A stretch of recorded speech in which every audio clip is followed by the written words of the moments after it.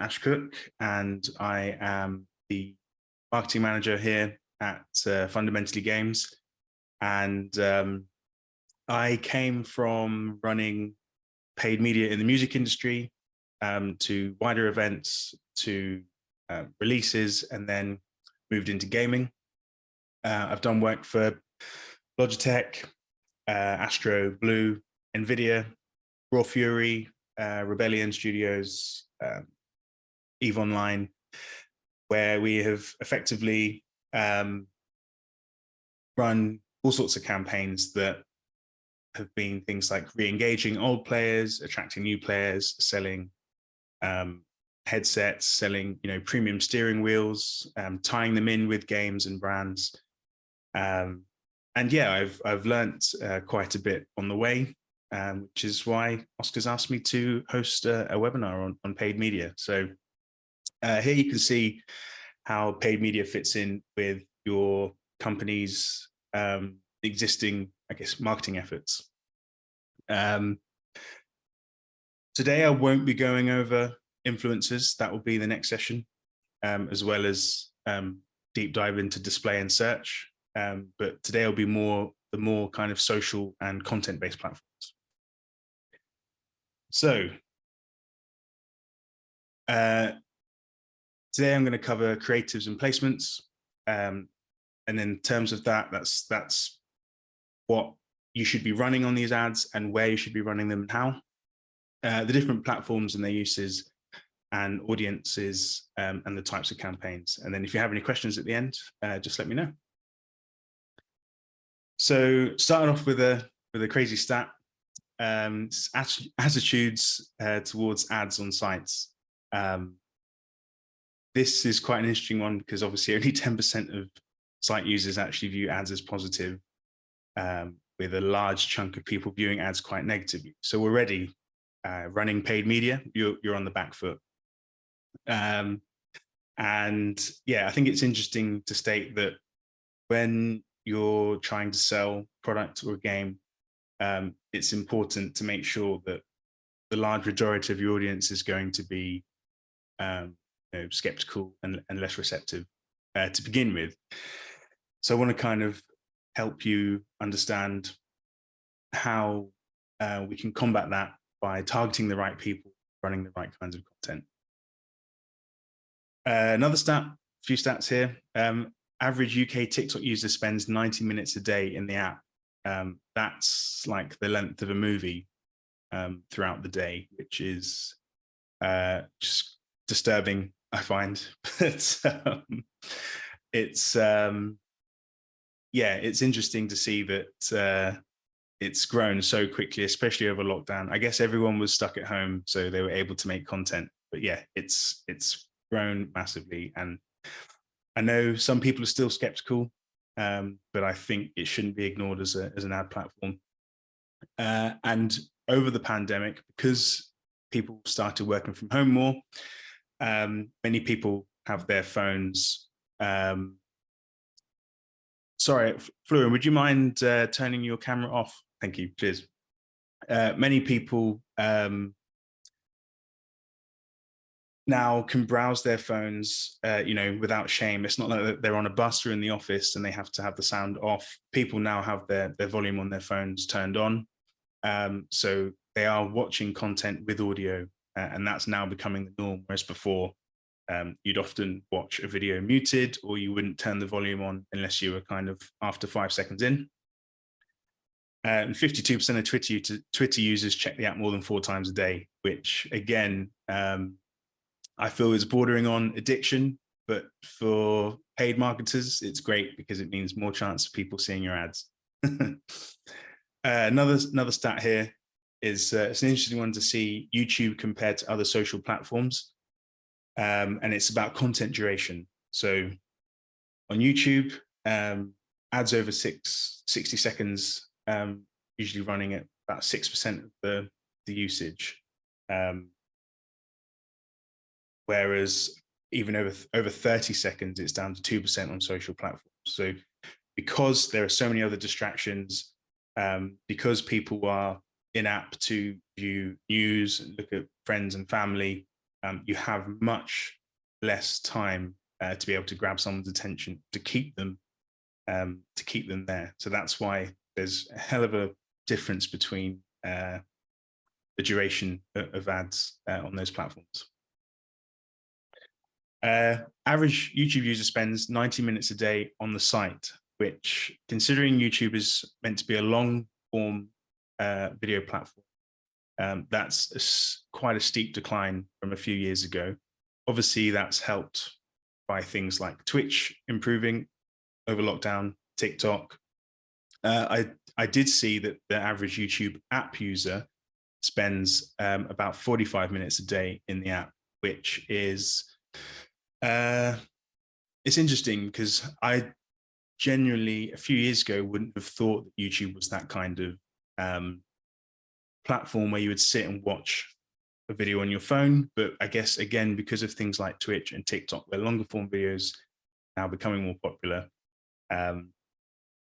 people are quite happy to bounce around content, watch music videos on their phone, especially with things like unlimited data packages and stuff. I guess it's less of an issue now. Obviously, no surprising here that 70% of Twitch users are under 35. It's a huge audience there. And obviously 2 out of every 3 internet users have clicked on a Google ad, which again is quite a scary thought. Think about the sites you've visited or things you've searched for. Often the top few results are actually paid ads. So the fact that 2 out of every 3 of us have interacted with that, whether we've wanted to or not, is quite interesting, and it shows that the popularity of the amount of impressions that some of these ads can churn out. So yeah, I'll start with the first topic, creatives and placements. So placements tend to vary per platform. Pre-roll is obviously loaded before you start watching your content. Mid-roll, Twitch and YouTube tend to do quite a bit. If you're in the middle of watching something, you might get an ad. I think with Twitch, it's every 30 minutes. With YouTube, it's a hell of a lot more often, unless you pay for YouTube Premium. Post-roll is quite rare. You might sometimes get that with survey-related ads. So it's like you've watched a video and then you might get served a short video asking you your to provide some feedback and fill out some quick questions. In feed is obviously while you're scrolling. Story is when everyone knows what story placement is, but it's quite a personal placement because usually you're there to look at your friends and brands that you follow and care about. So to be served an ad there is quite disruptive, but if the ad is good enough quality, it's actually very effective because they're highly engaged in seeing what people are up to.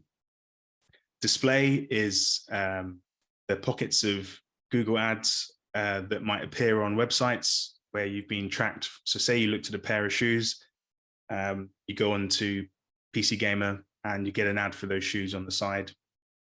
Native is more in the middle of an article. You might have a related article that looks like it's part of that site's content, but it's actually a paid article. So it looks native to the page. Search, obviously, you go to search for anything. First few results will often be paid results. People want to be at the top. I think most internet users tend to kind of scroll down and read the previews before clicking a source, but if you're in market for something, it can be quite an effective method. And reward-based ads, usually in-app, reward you for playing a game. You have to sit through it in order to not pay for a game. So yeah, creatives and placements. This is a genuine thumbnail from an ad. It's blurry, it's pixelated, and I cannot believe, but obviously it didn't do that well because your creative is the first impression to your target audience. So if it's low quality, not high contrast, if it's pixelated, blurry, it's just not going to connect with people, especially with video content where some videos obviously will autoplay depending on the platform, depending on the in-app settings as well. Other videos will load the thumbnail first while you're scrolling if you're scrolling fast enough.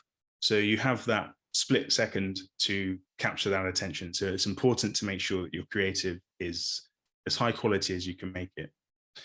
I've also mentioned as well, don't be afraid to cheapen the brand with a dark campaign. So what that is a ad that is set up from the page, but if you were to actually go and land on the page, you wouldn't be able to find that ad. You can be served that ad if you fall into that target audience, but you wouldn't be able to find the ad on the page. So when I say cheapen the brand, I mean use memes and pop culture to kind of make your content a little bit more relevant. Obviously, just ensure that it's still high quality when you do that. Obviously, the basis of most memes are screenshots from popular culture, so it's important to make sure you get the high source file before you start doing things like that. Doing it as a dark ad also means that if it doesn't go well, at worst you can be screenshot. It's not like it can be shared and go viral if it doesn't go well and you are afraid to cheapen the brand, or if it backfires. So yeah, on different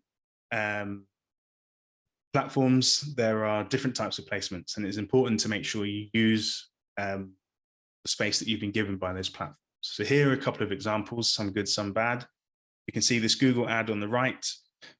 That should be a full page display ad within the Google Play app, but the artwork there used is lazy, for lack of a better word. It's not making use of the full space. So there's huge black bars, and it's quite a wasted opportunity. The middle ad here is what's known as a carousel ad. So you can have multiple images line up to tell a story if they're scrolled across. This is quite handy for screenshots or wider shots, and it does it on Instagram as well. It's obviously you can scroll across to see the full image, or every time the ad is shown in your feed, it will actually select the next image along. So multiple impressions means that you're automatically telling the story, which is quite useful. And then the example on the left is different aspect ratios within feed. So we can see ads here. The top of the boot cuts off, and that's on the same. That's within the same app. Whereas the right image takes up more of the screen, shows the full product, shows its high quality. It's allows it to be zoomed in as well. So helping you tailor that message to the, sorry, it's just joined. Helping you tailor that message to the audience is the different types of placements. If you have a mobile game, obviously using the longer placements will help sell the full screen experience that the mobile game allows. And running ads, landscape allows you to share a campaign that I guess would traditionally be played on desktop, or people who use their phone sideways or using tablets. So with creatives, it's important to have, depending on the placement, it is important to have a call to action on the placement as well as on the ad. So here, the right is Facebook's or Instagram's standard call to action, where we can allow someone to download the game by clicking that, and it takes them straight to the link that we want them to. On the left here, we have call to action within the image, but the image itself is actually the link. So depending on placement, you will have call to action, say, towards the left or the right of the image or at the bottom of the image. It really depends on the strength of the content that's being used in the campaign. But in a video ad, at the very end, your call to action might also be download now, play now, join early access. It's important to put that message within the content, because relying on the call to action button itself is just not enough. And with some display ads, if they're very well done or poorly done, depending on how you view it, it might not be obvious that the image is actually clickable to a link. And then obviously, I guess, general marketing practice, you will need to consider different call to action buttons depending on content that's being used and where it is in the campaign. So learn more is, for example, quite top level, top of the funnel. So, the viewer of the campaign, the ad, might not realize that they might not have had any exposure to the game whatsoever.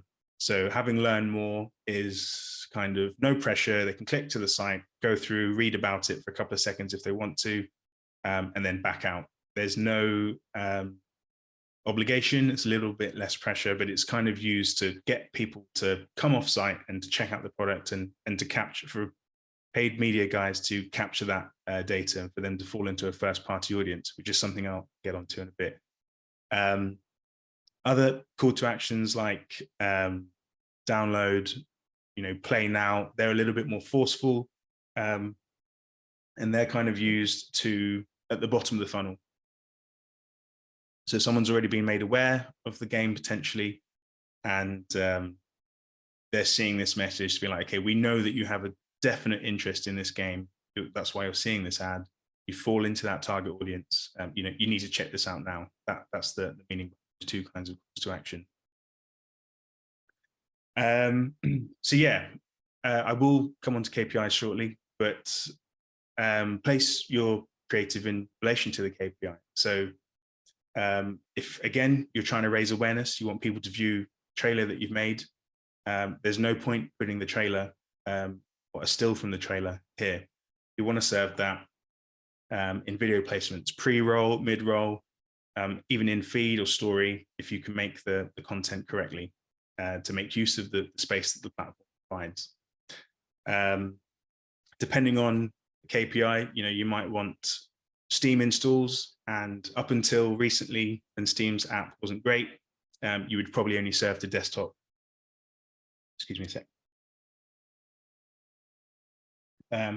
But with the new Steam app that's come out, they have made it a lot easier for you to come on and go to the store, add the game to your library, and download it to your computer remotely if your computer is on and logged in. And this is one that I guess that Oscar is very keen on, and that's using data to reflect, to kind of influence the creative. So we can see here in the screenshot that after a few seconds, drop off of people watching the video is pretty steep. So it's important to have the first 25% of the video to be, vibrant, full of all information that is relevant to the audience. It's got to be high quality. Again, it's got to be fast paced. We want to get as many positive selling points of the game in the first 25% of the video.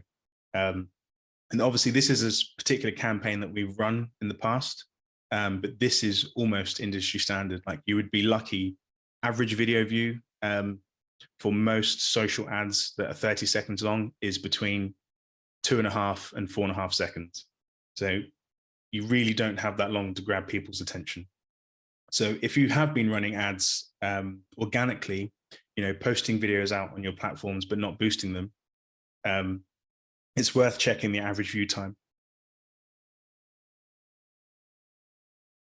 as that will help inform how you make that creative and what you put first and what you put into those crucial few seconds to grab people's attention. Of course, though, paid media is not one size fits all. So what might work on social platforms might not need to work on YouTube, for example, because people are already there to consume content. And then here's a couple of examples of some thumbnails. I'm just going back to that initial thumbnail.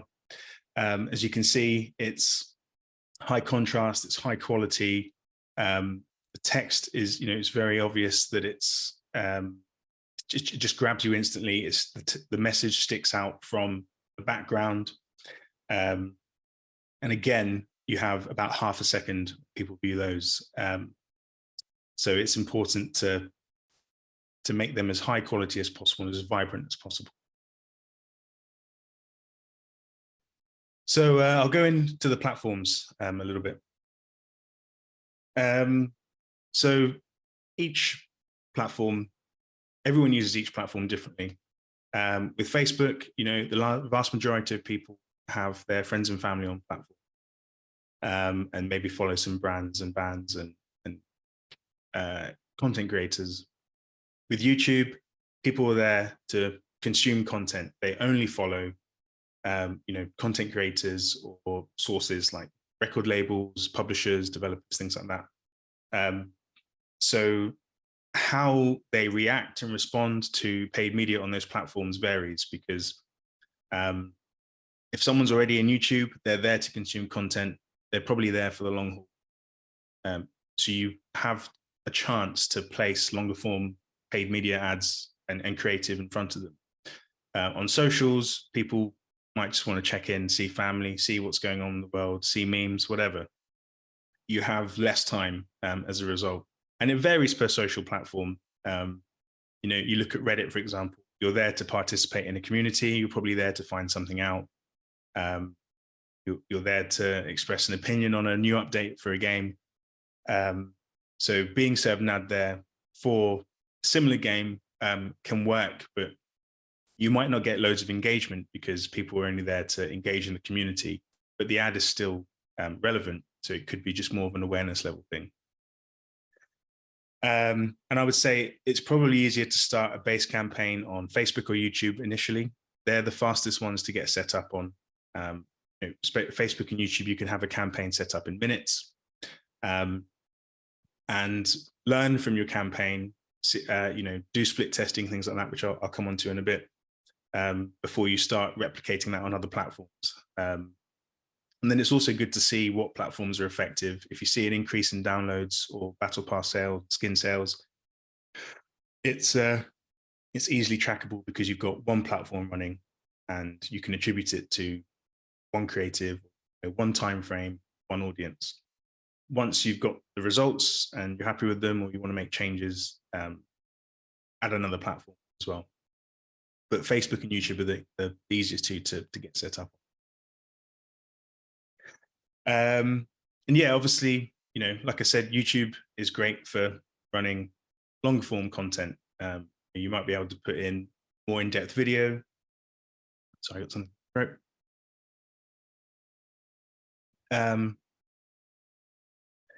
And with Facebook and Instagram, you can run images, but on TikTok you can't. On Reddit, you can do both. So I guess think about the creative that you have and how you want to, and how you want people to consume that from a paid perspective.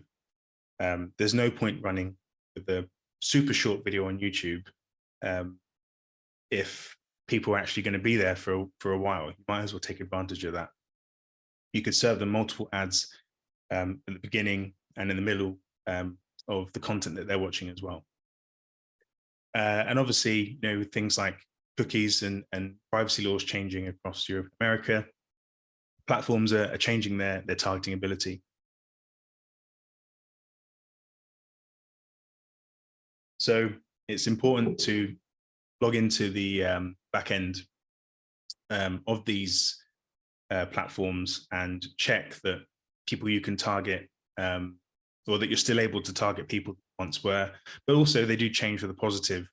TikTok is all the time constantly improving its targeting ability. Before, it just had a very generic people that played games. That was the extent of their targeting. And now you can target by a board game, computer game, console game. You still can't do titles yet. It's not as advanced as other platforms, but it is getting there. So yeah, With platforms, it's important to set KPIs before you start running the campaign. So whether your KPI is installs or clicks to the landing page for people to sign up for a closed beta, set some numbers that you think might be achievable, but manage your expectations as well, and don't beat yourself up if you don't reach those goals. Our KPIs vary per campaign and per campaign level. Some of these are quite expensive. For example, we ran a campaign to increase the following of a game's page, and it cost us £50 for 52 likes, which is 96p a like. It's quite expensive. But what it meant was, the next month when we were posting out organic content, those KPIs were increased because we had more people interacting and viewing content, because we had new people there that wouldn't have discovered the game if they were just being asked to download it. This was more, come and join our community, come and join our, come and follow us to stay up to date with updates. And that can have a knock-on effect to other KPIs, and usually positive. Obviously, other KPIs, we look at things like, it's slightly more cheaper to target women on Meta platforms, for example. And we can see here the large disparity of people that play games, or at least people that respond to some of our ads in relation to the games that we're running. It's predominantly men, and I'll get into audience split testing and things like that down the line. But the KPI was to have clicks costing under 50p, and we achieved that KPI. And we barely had to make any tweaks to the campaign. But it's important to check your campaign budgets to make sure you don't overspend or underspend. I mean, Facebook's one pro is that you can spend as little as £1 a day. Whereas with TikTok, I think the minimum you can spend a day is about £20. But I guess you're serving different content to different people, and people watching content for longer on there. Auto optimizations are quite handy for some of the platforms. You can have auto split tests.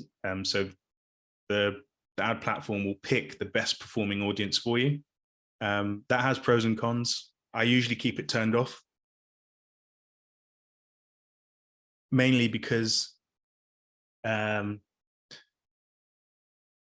sometimes I just want to target a specific group of people because I'm not happy with how little the community is interacting that month, or we've had a dip in return players. So I don't want it to auto choose people for me. I want to target a specific group of people. I guess for an awareness campaign, you are trying to raise awareness of your game. Auto optimizations can be quite handy. Ultimately, the first few campaigns you run are going to have low numbers unless you've got high spends. So don't be put off.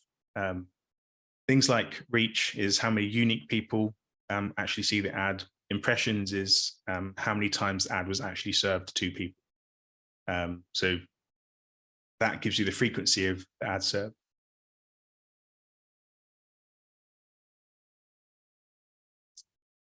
So I'll go into a couple of quick pros of each platform. I said previously, YouTube is, a long form platform, people spending 20 minutes a day on there, as we saw at the start, and even longer if they're within the app. They're there to consume content, so they're ready to see your ads. That's a pretty good space to advertise to, especially if they're watching videos to similar games or on similar topics. Twitch is an interesting one because obviously it's taken off massively in the last few years. A lot of Twitch streamers can be funny and engaging. So making sure that you've got content that is similar or aligned strongly with that streamer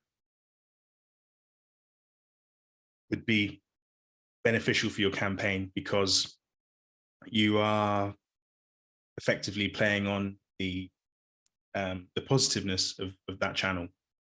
So yeah, if someone's doing a Grand Theft Auto stream, which is one of the most popular games streamed the last few years, and maybe they're doing a role play server on that. Maybe your game is maybe your game's a role playing game. So yeah, it'd be a good idea to place it in those types of streams rather than something a bit more fast paced. It gives you the opportunity to serve content to relevant audience, and obviously it benefits content creators as well. Twitch is a little bit more controlled as well. YouTube, obviously anyone can upload content. That's not to say people don't abuse Twitch, but there's a lot less chance of your game's trailer appearing next to questionable content that might have made its way onto YouTube. You have a little bit more of a say, so it's less damaging for your brand. Twitter's quite good. You only pay when someone clicks, so you're not paying for people that see. You're only paying when you get results. Far fewer companies advertise on Twitter. Again, that has its pros and cons. I think for gamers, Twitter is probably the platform where they can follow a lot of their content creators, and it's less regulated than, say, meta platforms. But also it means because there's less competition, it's a lot easier for smaller publishers and developers to come in and get good results, because the larger companies, especially some of the companies that I've worked for in the past, like I said, NVIDIA and Logitech, they don't run many ads on Twitter, if any. It's partly to do with, I guess, how the ads are viewed, and it's partly to do with how people use the platform. Some people just have Twitter tabs open and they like to keep an eye on hashtags. Other people just check it a few times a day on their phone. So, in terms of getting Steam installs, it might not be the best platform, but in terms of brand awareness, it's pretty strong.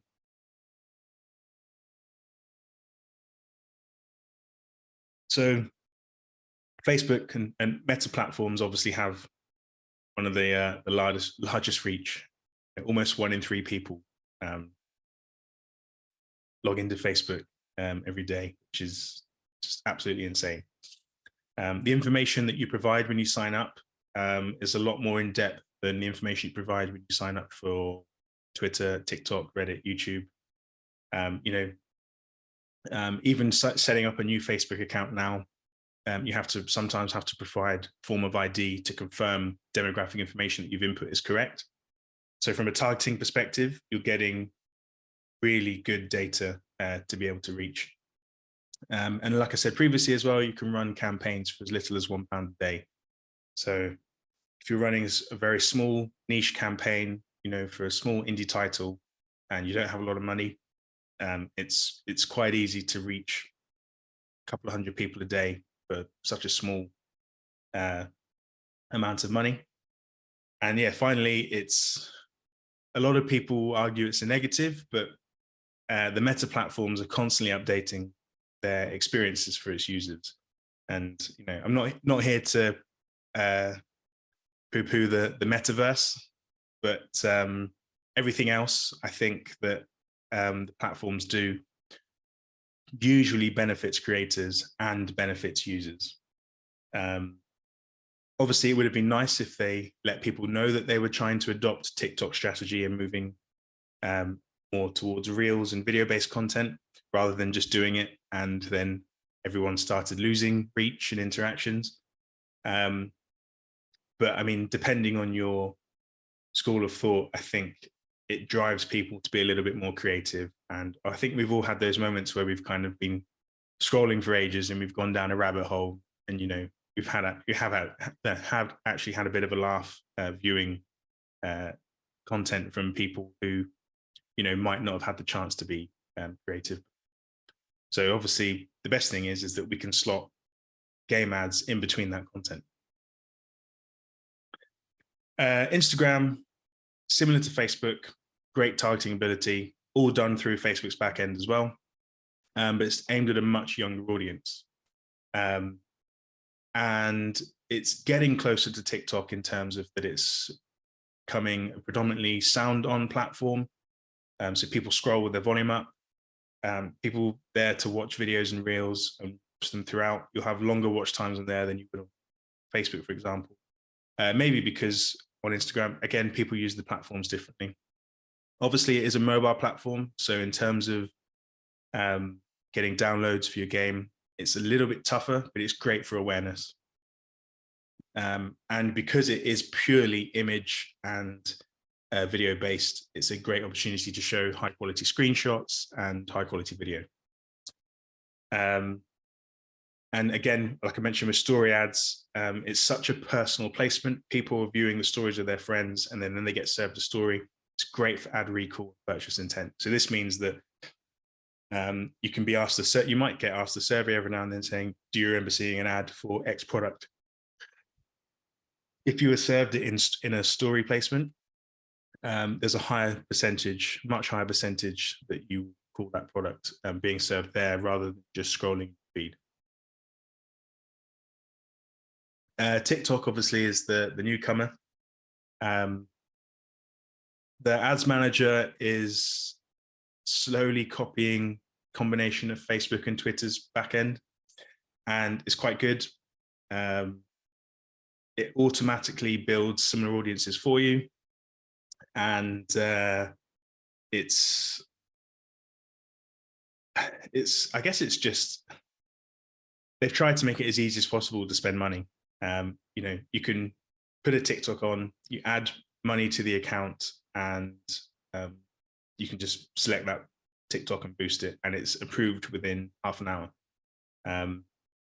They do have AI and things in place, and you do have to do checks to provide that you're not using mature content, anything gory, or promoting hate speech and bad food and things like that.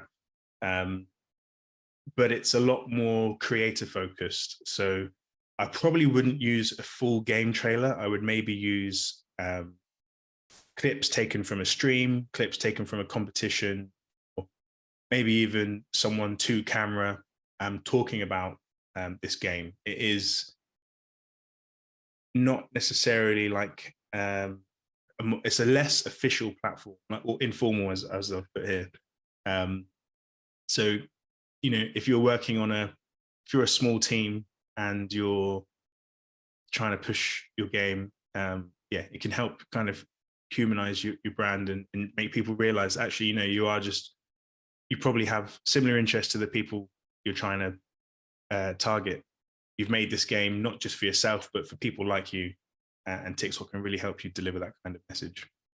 And as I said at the start as well, people are spending up to 90 minutes a day with the app, which is absolutely insane. Reddit is a weird one. Its targeting ability is pretty good, probably about the same as Twitter. Obviously, you're there to target members of set communities or people who follow use certain keywords. It's great for placing your game in the middle of those communities. People are probably less likely to necessarily go and download it off the back of that, although I do believe most people actually do use Reddit from desktop. But they're there to engage with that community. They're there to leave their thoughts on the latest patch or to discuss, find something. So they might be slightly less likely to come off-site, but if you're running a specific genre type of game and there's multiple subreddits for it, serving those placements multiple times a day really get your brand awareness up. And obviously predominantly used by men 18 to 29. And you can target even some of the smallest of subreddits. So if there's, you're doing a card game and there's a specific lore, you can go as granular as that. So yeah, I guess the final part of the webinar is about audiences, and each platform has different ways to reach them, but I'll go over the different types of audiences we can have. So first party data is basically everything you have access to. So this can be people that like, follow your page or Instagram account, subscribe to your YouTube. This is people that have viewed a video, who have clicked on a previous ad, who have visited one of your websites the last 6 months. It's basically the data that you own and that people were connected to. And you can target that in a few different ways, but building that first party pool is really handy for re-engaging people. Let's say you started a Facebook page, you released your game very early, people played it, people thought it was okay, and then you went away, improved the build. A year later, people might have forgotten about your game. So you can use the first party audience to re-engage those people. Hey, this we're back, we've got a new build, come and check us out. Or likewise, if someone stumbled on the site, again, you can just go and give them, you can serve them an ad saying like, hey, you visited the site, checked out the about section, or you almost bought the battle pass, finish your purchase kind of thing. You might get, you see them a lot from Amazon once you've those tracking kind of ads, and you've looked at something, and then the next time you scroll Facebook, you'll get an ad for similar products. Affinity and lookalike audiences. So based off of your first party data, you can build a lookalike audience, and a 1% is a high indexing lookalike audience. So what that means is I might, for example, I've gotten back into Battlefield 2042 recently since the update, but I don't follow Call of Duty on any platform. But they've brought out a new mode that might appeal to me. So I would fall into the lookalike audience because I would share certain interests that are similar to their product without directly actually being involved in that product. That's handy for finding people who are slightly less engaged, people that use social media in a specific way or use different platforms in a specific way that you might not have as much information on, but they could share the same demographic information. So let's say there are 10 people who, 10 people who play FIFA, but 3 of them don't have Facebook, but they might have Instagram. Those 3 people fall into that lookalike audience because they share, they might follow certain football players, they might be the same age, they might live in the same location. And yeah, that's how they fall into that. Obviously, you can widen those, you can make them slightly broader. But yeah, it's pretty cool how it does that. Demographic targeting. This is things like age, location, and life events. So you can target people who've recently moved to a different area, people who've got birthdays coming up. So you could set an ad up to say, hey, treat yourself, your birthday's coming. You could even target relationship status. Are recently divorced, you've got more time on your hands, come and play our game. You could be as cheeky as that in your creative. A lot of the different platforms offer those types of demographic, that type of demographic data to be accessed. That includes location as well, gender, and yeah, that's Facebook. And yeah, Facebook probably has or Meta platform probably has the most data in that regard. But Google's display side of stuff is pretty smart as well in terms of how it pieces each individual user together. So interest in keywords is probably the main type of audience. So you can search for specific keywords. So this is anything that you might follow. So if I follow Call of Duty, I'm going to be lumped into this audience. If I mentioned Call of Duty within earshot of my smartphone or my microphone or my Google Home, I'm going to fall into this audience. I've shown an interest by saying this keyword. And most of the platforms offer really in-depth interest in keyword targeting. That's the easiest one to do in terms of, find people that like to play card games or find people that like to play shooters. And you can keep it broad and just have first-person shooter, or you can have specific shooters. Most these are being updated regularly, and most brands are searchable. But you have to remember that your competition is probably bidding on the same space as well. So yeah, I guess closing thoughts. Split testing audiences is quite handy. So you could do, as we saw on a previous screen grab, we saw there's a lot of men between 25 to 34 engaged. Sorry. So we could run one ad that has you could run a campaign that is split by age group, and if certain age groups aren't performing very well, you can just turn them off. You can stop spending the money there. What this allows you to do is really get specific with your audience, but it also allows you to save some money if you are spending large amounts of money where you can split that. So I remember we were launching a gaming mouse across lots of different regions, and the split was country, and then 18 to 25, 26 to 35, 36 to 45, so on. Once we started seeing the frequency of those ads being served go up, but the results kind of stagnating, we would just turn them off, and we'd put the remaining budget into the ads that were performing well. Having that split test by age and gender and location basically just means that you're making use of the budget as much as you can. But also, it gives you an opportunity to see, we've recently found when we were running ads, when we were doing some kind of closed beta tests for some games that we're working on at the moment, we were quite surprised to see that quite a lot of 45 to 60-year-olds were actually engaging with our ad and watching the video for longer. So the next campaign that we'll have a specific ad for them. We might even change the creative off the back of that as well. We might change the placements as well. We might only keep that on Facebook because older people might not use Instagram or TikTok as much just yet. So it just allows you to make those a bit more informed decisions.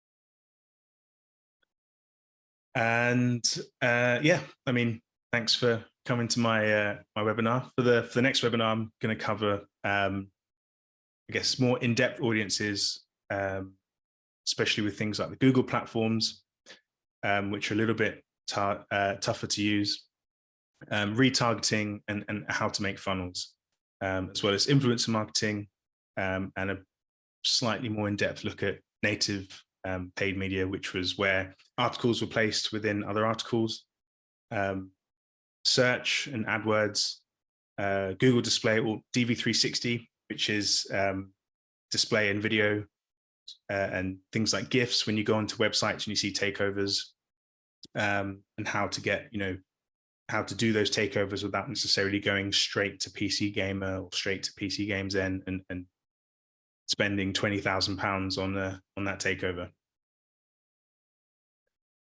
So yeah, did anyone have any questions? I haven't opened the chat. I'm just about to.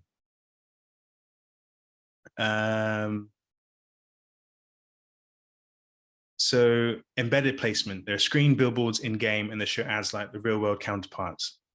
It's not taking 100% of the player's screen, but often the player's view. So interestingly enough, we actually had a call recently with a media publisher, and you could buy ad space within a game.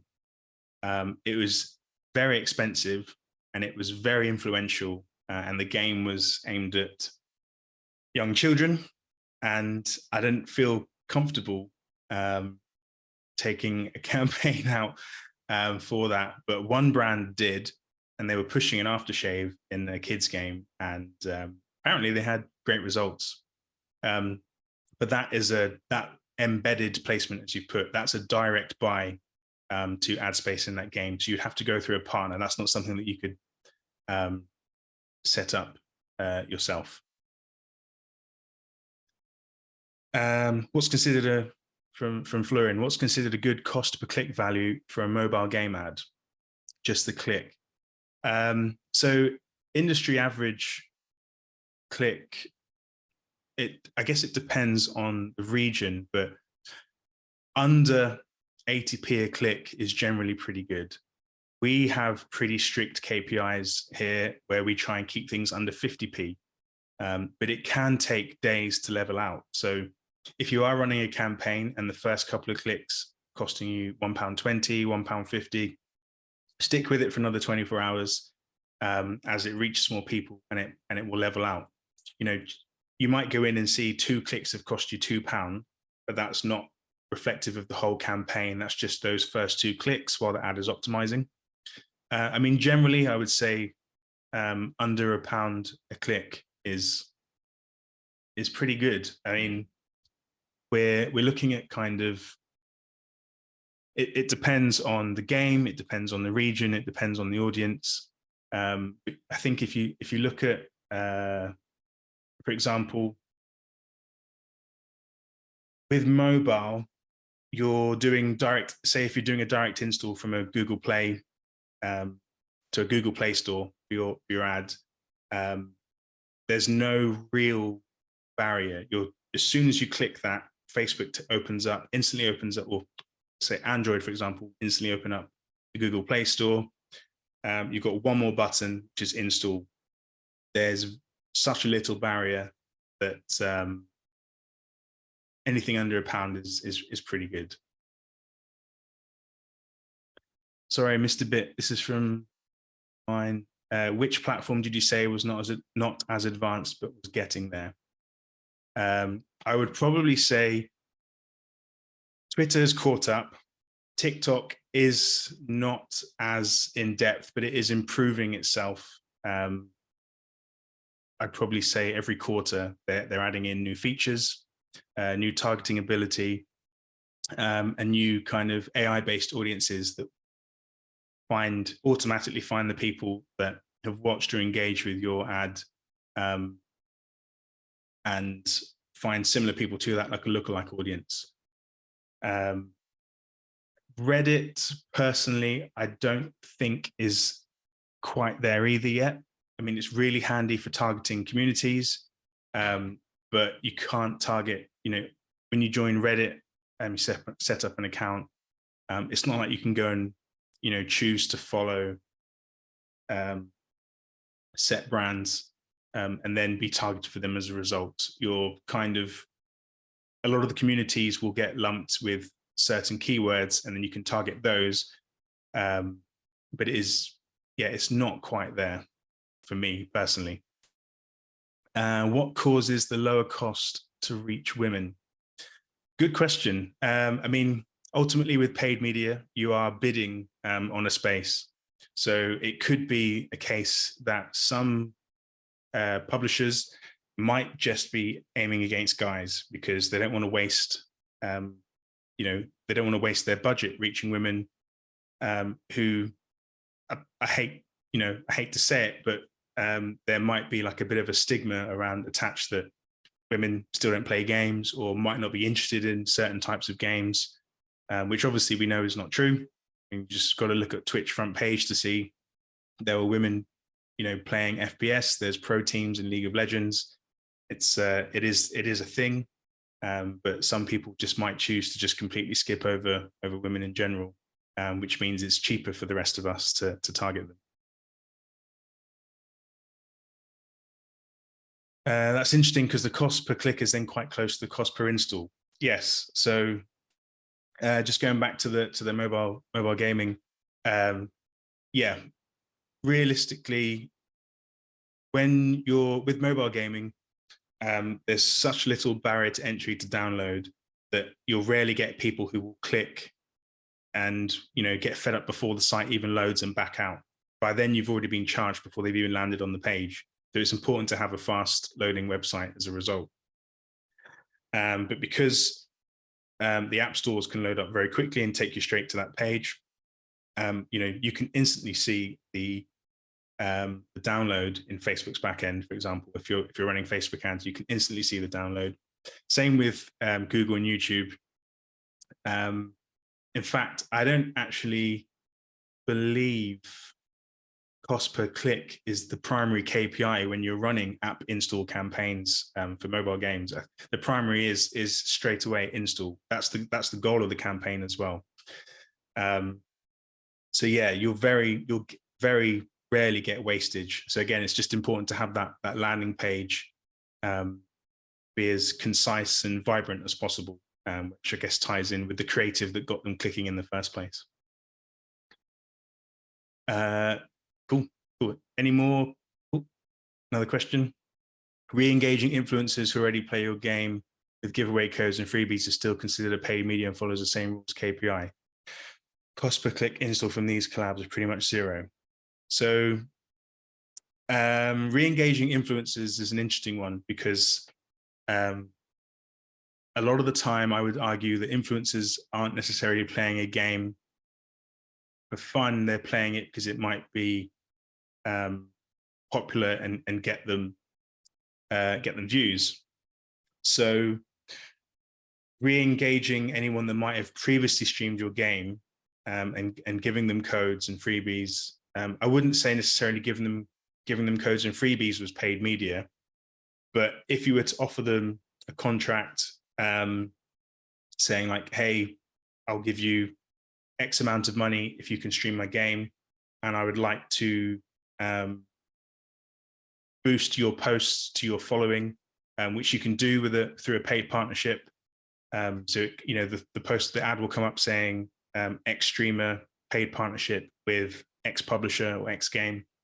You can see great results from those, but in terms of actually re-engaging those influencers, yes, it's going to be hard to reach them with ads direct. They might have played the game once, they might have had a good time, but they might not necessarily be thinking about playing the game for a good time. They're thinking about, what's popular or how can I play a game creatively that people stay and watch and are entertained. But yeah, I'll probably actually cover influencers and influencer marketing on my next webinar.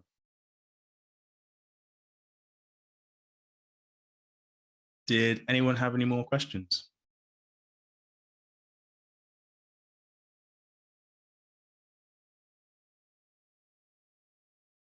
Cool. Well, yeah, thanks very much for coming. I've got a second session this afternoon, which is just for those that couldn't make this morning. And yeah, I'll keep you all posted when I do more in-depth one as well. Yeah, thanks very much. See you guys.